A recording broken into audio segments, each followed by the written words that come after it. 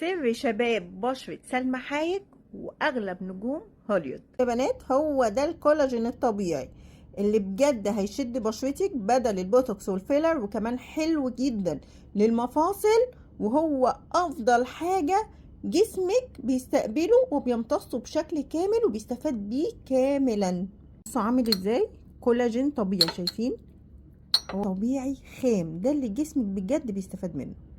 الوصفة في طريقتها وتكاتها، احفظ الفيديو عشان تعمليها بالظبط زي ما بقول. حلة يا بنات، ويا سلام لو برستو، وهتحطي فيها بنقول ايه عليها، ايه العظم بتاع البقرة، تمام؟ العظمة بس اللي هي اللي بيبقى فيها النخاع دي، كنا بنقول عليها زمان مسور، ومعاها كورعاية ومعاها عكواية.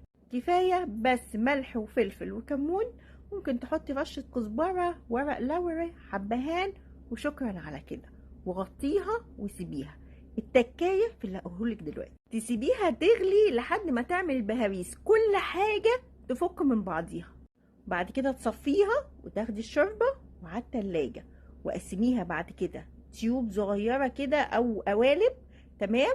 وعينيها متغلفه كويس في الفريزر، وهتطلعي كل يوم تيوب، وهو ده قرص الكولاجين الطبيعي اللي هتاخديه يوميا. طبعا ده مهم جدا، كولاجين داخلي هيبان جدا على بشرتك، لكن مهم كمان تعتني ببشرتك. لو عايزه تعرفي ايه المنتجات اللي استخدميها لبشرتك مع الوصفه اللي قلناها عشان وشك يروح في حته تالته خالص، سيبي كومنت بمشكله بشرتك وهرد عليكي بالحل.